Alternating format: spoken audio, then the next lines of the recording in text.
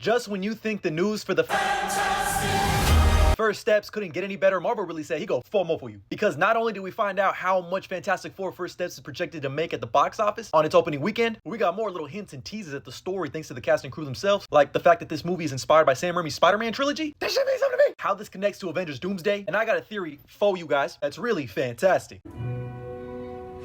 And either way, me and you know what we gotta do, we gotta talk about it. Before we get into this news, I'd like to take a moment to acknowledge that selfies are the greatest human invention of all time. No further comment, let's move. Off rip, let's start with Pocket Watch 2025 for the Fantastic Four, because First Steps is currently projected to earn between 125 and 136 million in its box office opening weekend, which would make it not just one of the biggest openings of 2025, but the highest grossing opening weekend for any Fantastic Four movie ever. I mean, due to inflation, duh. Can we find a way to factor in the Galactus head into the box office? Because what do you mean $80? You know, I ain't played GTA in a minute, but I'm pretty sure that's way more than actual hell. All right, let me stop. But moving on to the bit of news that has me the most excited, that's the fact that Fantastic Four First Steps is inspired by Sam Raimi's Spider-Man trilogy. And this comes to us from Grant Curtis, a producer on Fantastic Four, who actually collaborated with Sam Raimi on his trilogy, where he stated, one of the beauties of that and that I see in Matt Shackman is Sam always went back to the source material and said, there's a reason why Peter Parker and Spider-Man has been so popular for so long, and we have nothing to do with that 50 plus years of that time. And Matt Shackman always looked at it the same way. There's a reason this IP has been popular for 60 years. Let's embrace it. Let's not run from it. Let's challenge our screenwriters to tell the coolest Galactus story. And hearing that just puts a big old smile on my face, because you could really feel that in the trailers. It feels unique. It feels a little different. It feels like, The Incredibles a little bit, but, duh. Because like a lot of you may or may not know, Sam Raimi's Spider-Man trilogy is my favorite superhero trilogy of all time. I just think what he did, specifically Spider-Man 2, is my favorite movie in general. And these films just understand how to combine film as a medium and comics as a medium to give us the best product of the both. I've really felt that in not just the trailers, but these posters as well. They're putting an emphasis on this city, this world. It feels like its own characters, the same way New York City felt like a character in the Spider-Man movies. These aren't just their celebrities. These are their heroes, their protectors, their travelers, their family. I love how they're always in the foreground of all of these shots throughout the city. But here's the thing. Hold on a minute, player. Everybody take a moment to acknowledge Ben Grimm's fit, because he really got that shit on. No. Like who is his tailor? His skin, tough. His fit, tough. His foot stance, tough. Car, fantastic.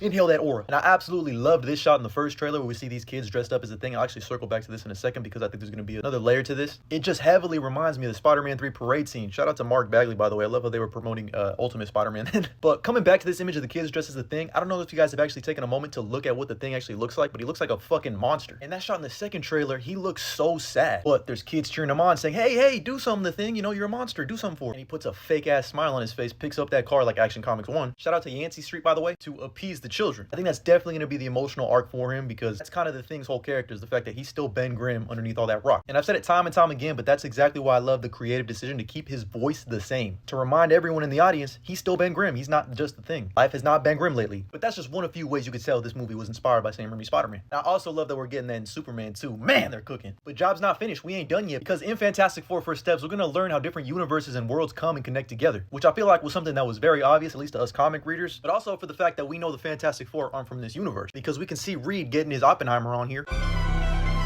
And if you hit that zoom in enhance, you can actually see him working on some type of universe dimension hopping type device, aka most likely the bridge, which plays a huge factor in the Secret War storyline. By the way, for damn sure he's got his Gumby ass arm on this side, drawing other shit. They tried to hide it. Thought we would have noticed, but we did. And while we're on the subject of Reed Richards, we also learned in the same interview that Reed Richards is going to use cannons to attack Galactus. He really said, man, fuck the science and book smart shit. Go to the fucking trunk. Because Galactus, I packed that thing too. And I'm pretty sure we can actually see this cannon in the trailer. Pretty sure it's this big device right here behind their Fantastic car. God, that car is clean. Why don't we have flying cars? Take me to this universe. Tired of traffic, Grandpa. It's too damn bad. Keep waiting.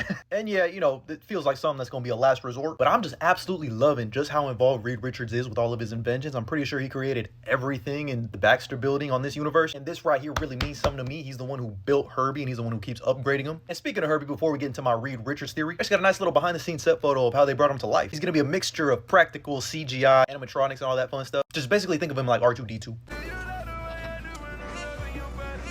But now, kicking on to this insane theory that's really gonna blow your mind. So the other day when we got that new trailer and new stills, we could see Reed Richards working with his computers here. And his technology looks very, very familiar. It looks almost like the exact same tech that the TVA, Time Variance Authority, uses. And immediately, everyone online was losing their mind, asking if Reed Richards was using the TVA's technology and how did he get it. Because in case you forgot, my man Obi, or Ouroboros, is allegedly responsible for creating all of the TVA's technology. So how did Reed get their tech? The answer is he did not get their tech. They got his tech. I know what y'all are probably thinking, huh? Sammy? What the fuck are you talking about? Well, it's simple really, because in case you forgot, and I wouldn't blame you because Marvel's kind of scrubbed Kang away, or He Who Remains, etc. One of Kang's variants is Nathaniel Richards, who is a descendant of Reed Richards' father, who ends up becoming Kang. It's kind of hard to track, like at one point Dr. Doom thought he was related to Kang, but really it was Nathaniel Richards who was related to Reed's father, Nathaniel Richards. So I think the tech that the TVA uses is actually just a variation of the tech that Reed creates. And that would also explain why the Reed Richards variant we saw in Multiverse of Madness had similar tech to the TVA's portals. I know, your jaw just dropped faster than Natasha Romanoff did in Endgame. All right, my bad, I'm sorry for that one, my bad. They could actually play with this a little bit, considering the fact that we now have Robert Downey Jr. as Doom. Because I'm not even gonna hold you, when they introduced Kang for the first time in the MCU, I was like, oh shit, they can't help but make him a descendant of Tony Stark, who is the face of the MCU, instead of Reed Richards. But now that we got Robert Downey Jr. back as Doom, they could cook some weird shit up here. But hold on, I might have to cook something up because I just got a brain blast. But I'm gonna save that for later. Job's not finished though, because additionally, Grant Curtis also teased Galactus in this movie, saying that he's the most epic of the most epic that you can imagine, because that's the global stakes we're dealing with. The universal stakes we're dealing with,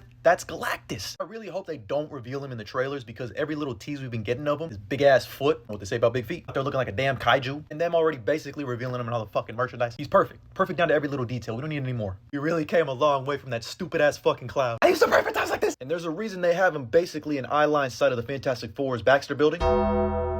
Who's that peeking through my window? But in taking a look at the design and the color scheme, it feels very reminiscent of Alex Ross's depiction of Galactus. And ever since we got this illustrious back shot of Galactus looking at the Statue of Liberty like, and as a matter of fact, we're going to need to watch Galactus in IMAX, because just look at the difference. They give you way more head in IMAX. But a couple of other interesting details from director Matt Shakman himself about Galactus is that they're bringing him to life using a couple of different filmmaking tactics. Obviously some CGI when you have a big ass shapeshifter who's bigger than a planet. Downsizing. It's still funny that his version of a downsize is like Godzilla. And, Statue of Liberty. You know what they say about big feet. But on top of CGI, they're bringing Galactus to life through the use of miniatures and practical effects. He said he was inspired by some of our greatest science fiction films like Star Wars, 2001: A Space Odyssey, and in my humble opinion, I would like to say he was probably inspired by the Godzilla movies from Toho. Now, circling back to the whole Reed Richards going to shoot cannons at him, I think actually Franklin Richards is going to be how they defeat Galactus in this movie, if they do at all. Because don't forget, Vanessa Kirby teased that Franklin Richards is going to have powers in this movie. Said it's not just the adults that have powers. Thanks to the exclusive footage description that they showed at CCXP Mexico, we know that the Silver Surfer is chasing after Franklin Richards and the Fantastic Four before they go into a black hole, which, by the way, this is just the most Fantastic Four sentence I've ever read in my life. So I was right. Franklin is the MacGuffin of this movie. But back to the Silver Surfer, I still, like, bro, I say it every time. I still can't believe people complained about this. She looks perfect.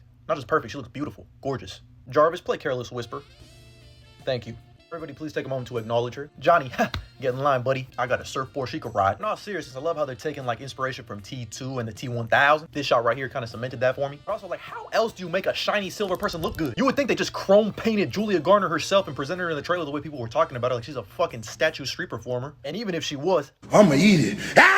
But anyway, that's all the new news we got about the Fantastic Four today. Let me know what you think about this news and my theories down in the comments below. And if you want to find out Marvel's plans for Thor 5, click on the video above. Or if you want to just get the latest news on all things Marvel and all things in the film industry in general, click on the video below and check out the channel for more. I'm talking about more than just this. And as always, like and follow for more.